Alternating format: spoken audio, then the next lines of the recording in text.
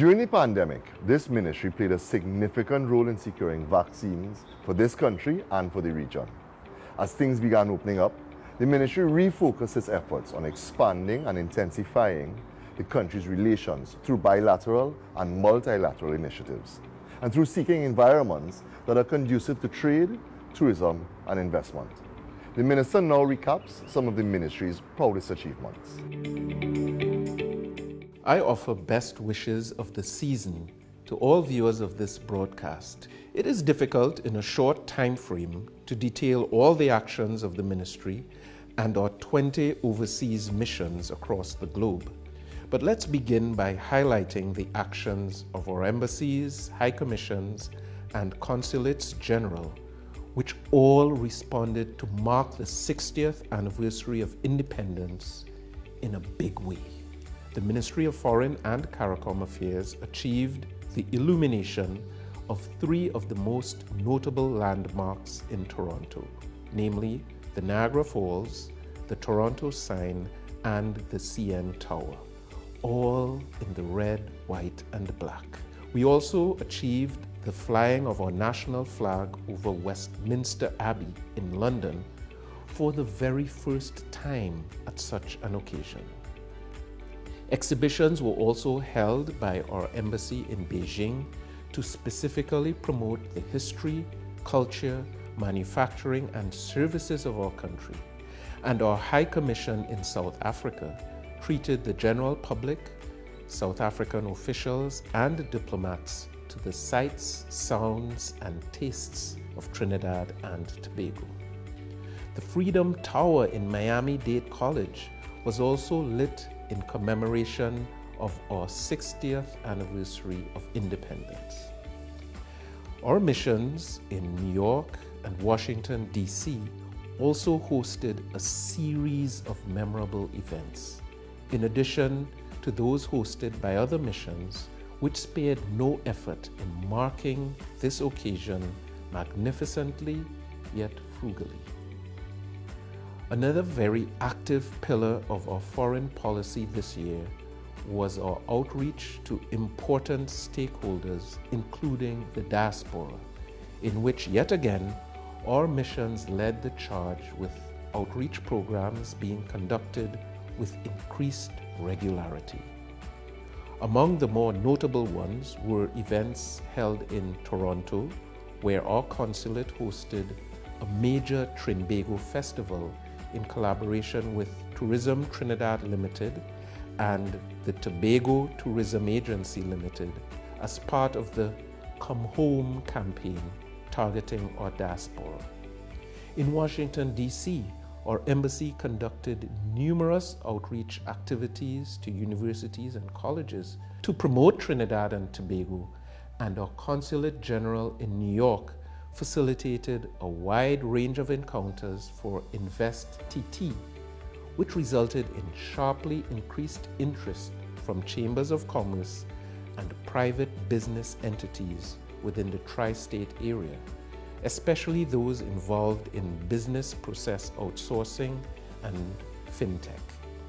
The consulate in Miami received 5 proclamations and the key to the city of Lauderhill from Mayor Hazel Rogers, due to its relationships forged with key stakeholders in areas of high diaspora concentration.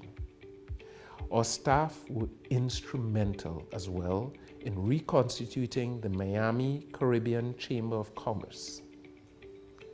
We continued our impetus in providing much needed services and facilitation to benefit our nationals abroad, in keeping with the ministry's people-centered consular mission, most notably including help for a family to escape the war in Ukraine this year, assistance to our students in Cuba during the COVID-19 pandemic. We provided them with vaccines, and we provided essential support after the ravages of Hurricane Ian. The Ministry of Foreign and CARICOM Affairs during this year also advanced the cause of the Caribbean community and our regional integration process by significantly increasing the categories of recognition for skilled nationals of Trinidad and Tobago and other CARICOM nationals. And we are well on our way with the process of digitizing our services and creating an e-appointment system for those who wish to apply for a skills certificate and the right to establishment in 2023 and beyond.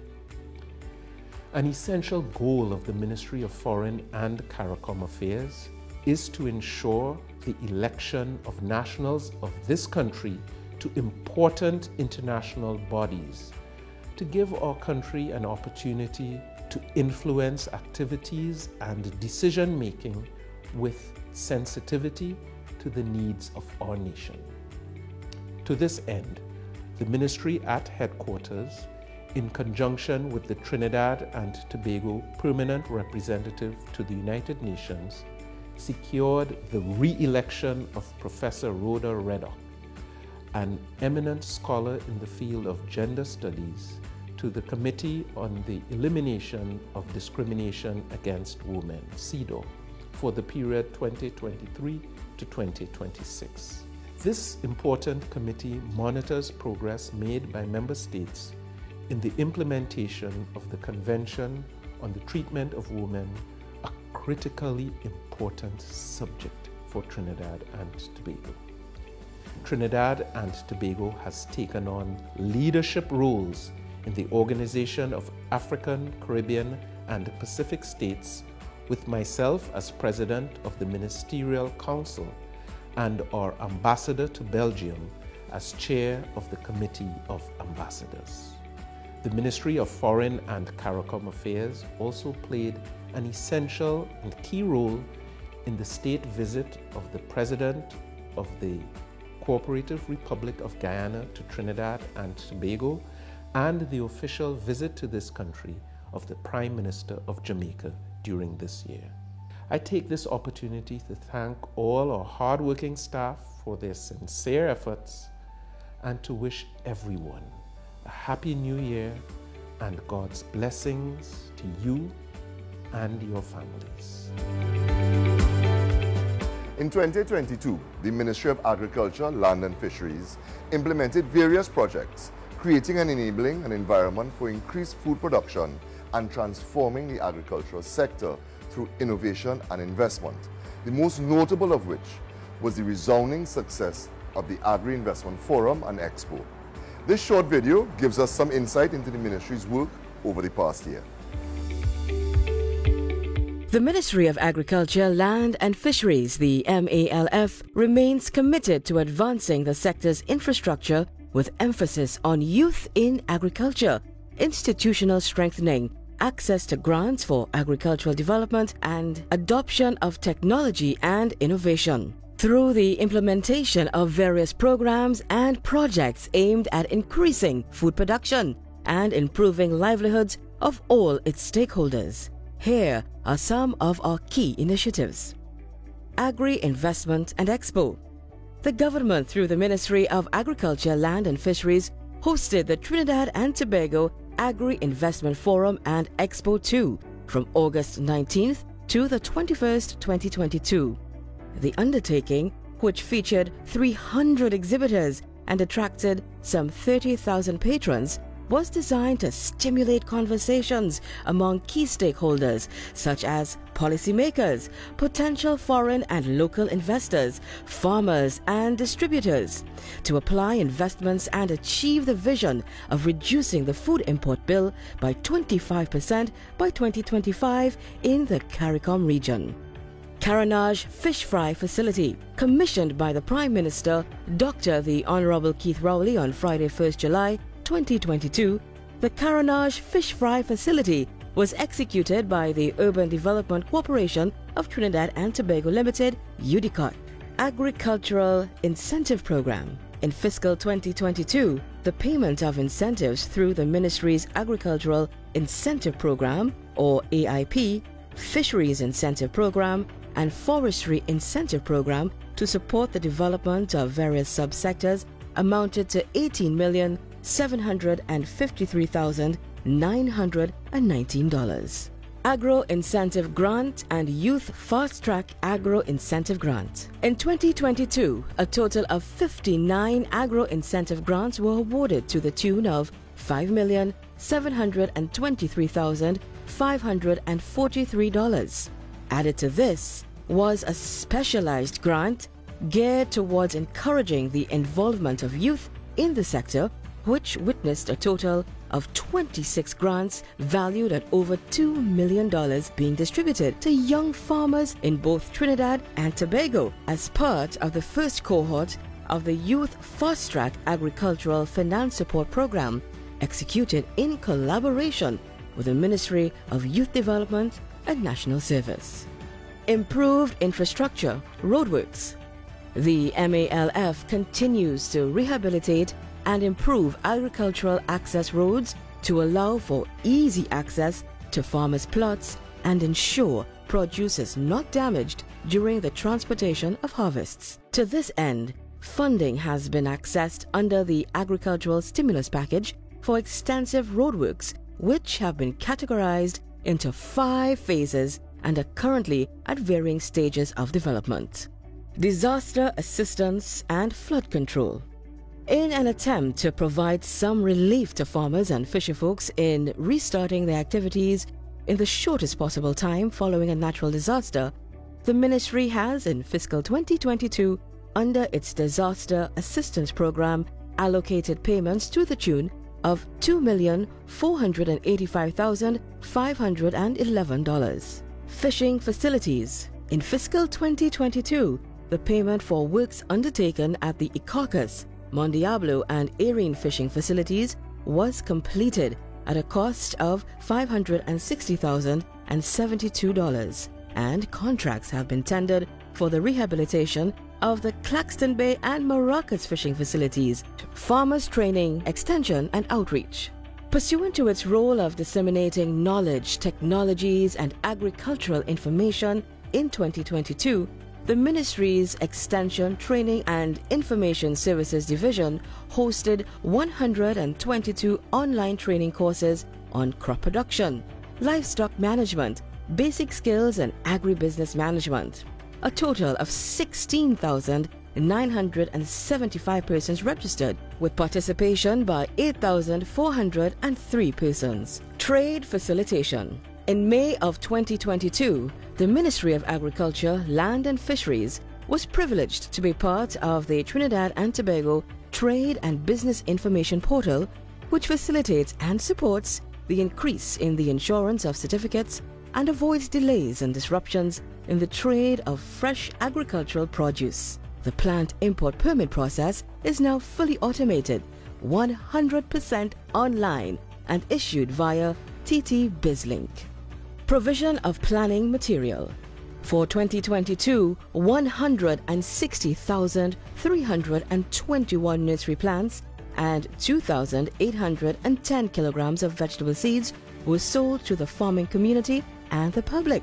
These commodities, sold at highly subsidized prices, generated revenue in the sum of approximately $1,473,900.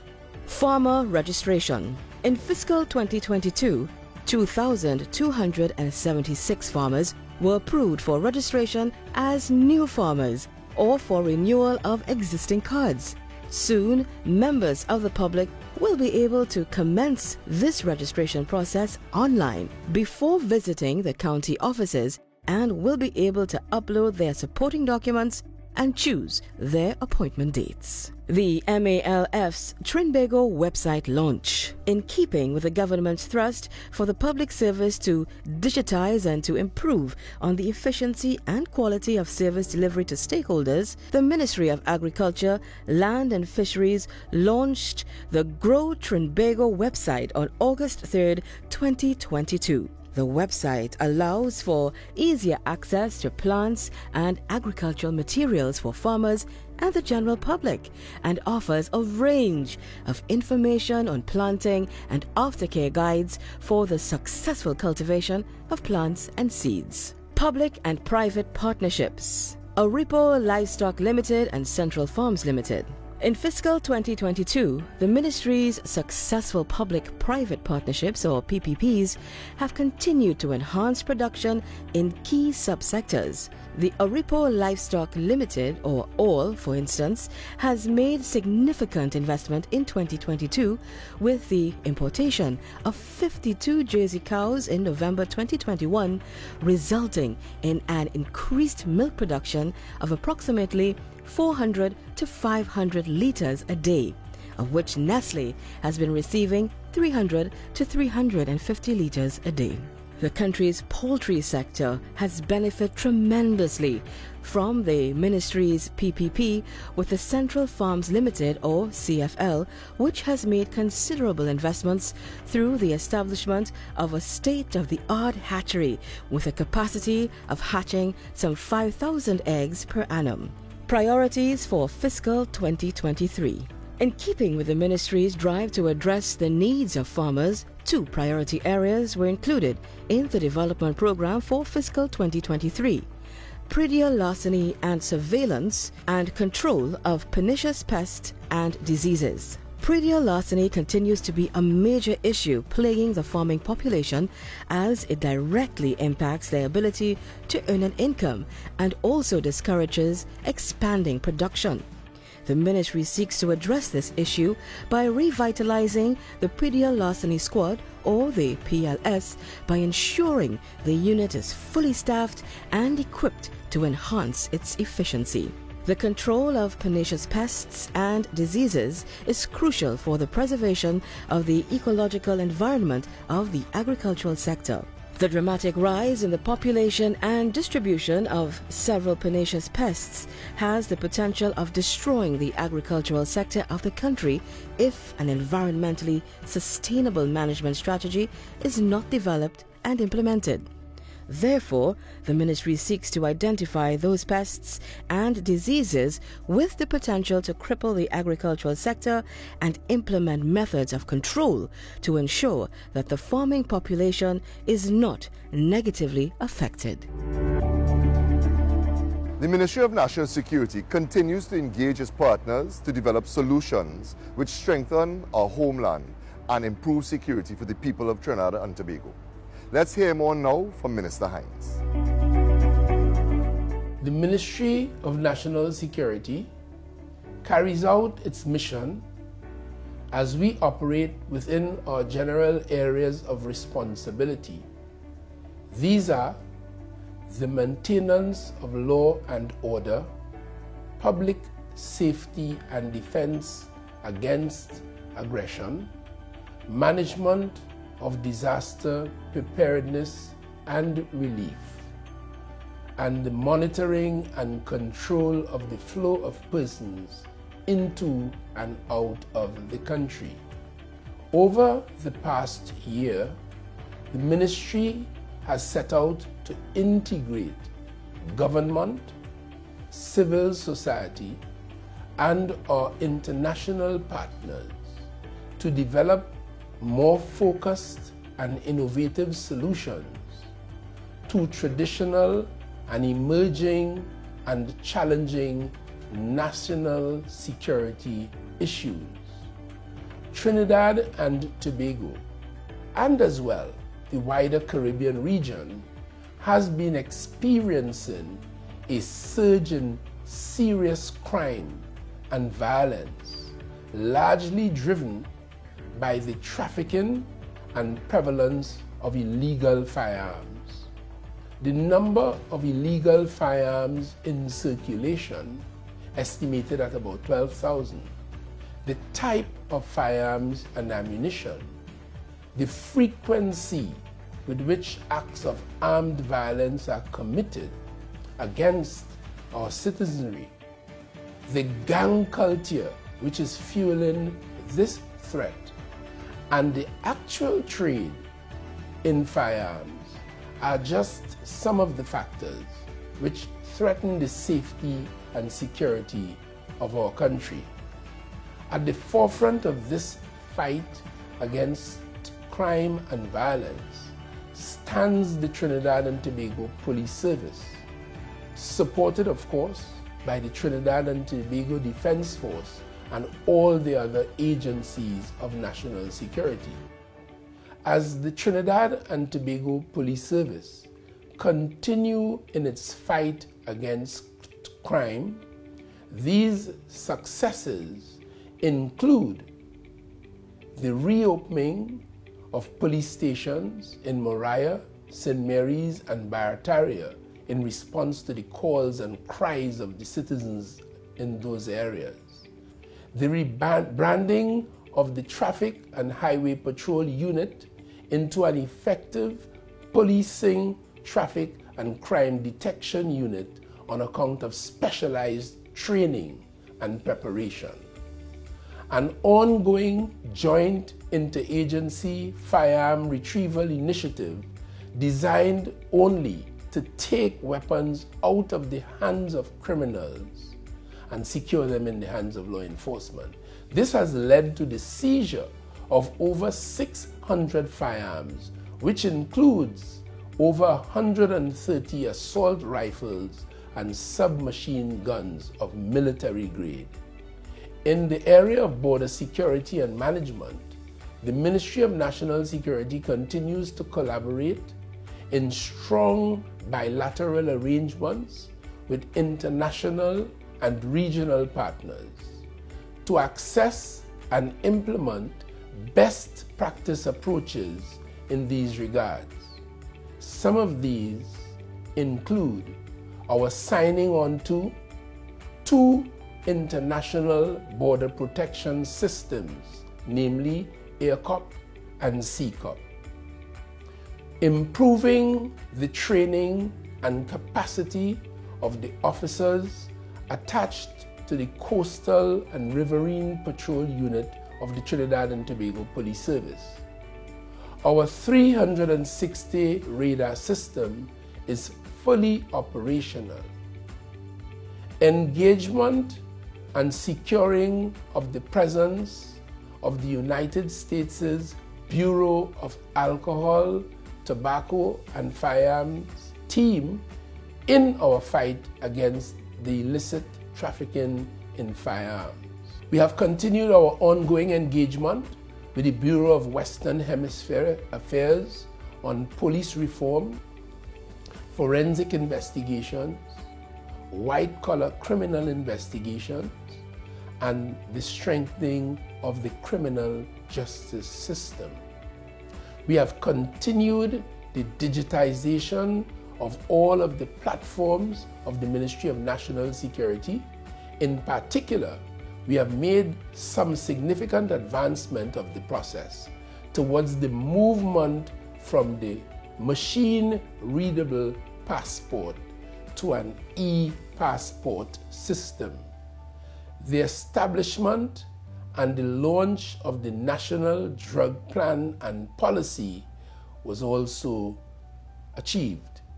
In the area of disaster management, the Office of Disaster Preparedness and Management continues its work towards advancing this country's national disaster resilience. Ladies and gentlemen, we of the Government of Trinidad and Tobago continue to provide the resources that we can afford to the Trinidad and Tobago Police Service and law enforcement generally. We continue with training to further professionalize all the elements of law enforcement, particularly the police service. We have continued to approach legislative change where we consider it necessary and we can get the support in the Parliament. And of course, the very important element of community relations, where we depend on you, the citizens of Trinidad and Tobago, to continue to partner and to work with us, because together we can, together we must, we will win this fight in protecting you, the people of Trinidad and Tobago, for the foreseeable future. I thank you. The Ministry of Finance is a key stakeholder in all the activities of government, from managing our economy through the global challenges of the past few years to supporting our economic transformation through ministries such as energy, agriculture, trade and industry, and youth development. Let's hear more from Minister Imbert. Well, there's a fallacy and a myth out there in Trinidad and Tobago that all I do is impose taxes on people. It's just propaganda, because what we have done is systematically increase the personal allowance. So it was 5,000. So anybody earning 5,000 or less, no tax. Then we raise it to 6,000. Then we raise it to 7,000. And this year I've raised it to $7,500 a month. So what it means is that anybody earning $7,500 or less a month, no tax. So it's a tax reduction. And it's a hidden story, because the opponents don't want people to know that what I've actually done is reduce the tax burden for over 300,000 taxpayers. A salary of $7,500 or less will capture all daily paid workers, for example, and a significant amount of public servants, and a huge group of people in the private sector. So it's really designed to help the mass of the population, not the big boys on top, but the small people do. On the macroeconomic side, we achieved a fiscal surplus of $1 billion in fiscal 2022, which ended in September. This was the first time Trinidad and Tobago had achieved a fiscal surplus in 14 years. What this fiscal surplus means is that our overdraft at the central bank, which would normally be over 90% of the limit, normally we have to look at that overdraft every single day in the past. And you would see, as you come towards the end of a month and you have to pay salaries, which is a huge chunk of expenditure, over $2 billion every single month for the main public service and the RHAs and so on. You need to have that $2 billion in your bank account. So in the past, sometimes we didn't have it. So we'd have to run and borrow so that we could pay salaries. It was not a nice situation. But if you're running a fiscal surplus, it means that your income exceeds your expenditure. It can be used for roadworks. It's going to help us with dealing with all these problems that have occurred because of the flooding and damage to the Manzanilla Road, for example, and damage to a lot of roads in South Trinidad, Central Trinidad, and in North Trinidad. So it's going to help us to fund that. This year, we informed the public servants that they would now be paid by bank transfer. So we're eliminating the whole system of paying people by check. And that's well in train, and I expect by 2023, everybody will be paid. Everybody in the public service will be paid by bank transfer. And so you don't have to have people lining up outside the treasury with their check, problems with processing the check itself, checks being stolen, all that sort of thing. So the question of payment of salaries and wages will be completely digital in 2023. We did a tax amnesty in 21 during COVID. And as we came to the end of the expiry, there was a flood of requests to the ministry and to me from small and medium enterprises for an extension. We did a small extension, but we couldn't go much further because we were coming towards the end of the fiscal year. So I didn't want to go beyond the fiscal year because that creates an accounting problem. When I asked them what's going on, we gave you 3 months to do this. They said yes, but our accounts are in disarray and we can't pay taxes until we do our financial accounts for the previous years. So we need more time, and we're now getting our accounts in order, our financial statements in order, but we're not going to make it because COVID damaged that too. It damaged the organization's ability to keep proper accounts and to have proper financial statements. So this one is to deal with that group of people who came close but couldn't make it in time to get all their paperwork in order, get all their financial statements together and to be able to submit a tax return and to pay their taxes. It's as simple as that. So when COVID came along, it was such a shock that so many of these small and medium enterprises just collapsed. So we recognized that. So we said, let's help them. So we came up with a small and medium enterprise loan guarantee program called we had a phase 1. So we said, okay, we'll do a phase 2. And what we did in phase 2 is we improve the guarantee. We're now guaranteeing 100% of these loans. Interest-free. They don't have to pay any interest. The government pays the interest to the commercial banks. And a 2-year moratorium on repayments. And we then gave them a year to become compliant with their statutory obligations, their tax returns, their NIS payments, their accounting and all that sort of thing. Our debt to GDP ratio has dropped from where it was thought to be. The rating agencies, for example, like Standard & Poor's and Moody's, thought it would hit 90% in 2022. It's now 70%. So it's a 20% drop. It's a huge drop in our debt to GDP ratio. What is important from a rating agency point of view, credit rating, is that your debt to GDP ratio is a very important criteria for your rating. And when the rating agencies see we drop from 90 to 70, it improves Trinidad and Tobago's outlook and our credit rating. What I like about CAF is that it's very agile. It's a bank designed by the countries of the region for the countries of the region. And it has been very helpful to Trinidad and Tobago. Over the last 4 years, they've lent us over $1 billion for all sorts of important things. And they're now pushing forward again.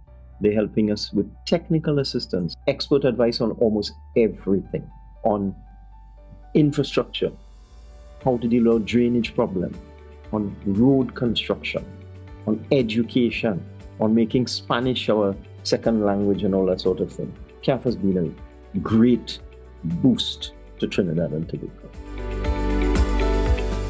Thank you for joining us on the Recap 2022. Be sure to tune in tomorrow for another episode.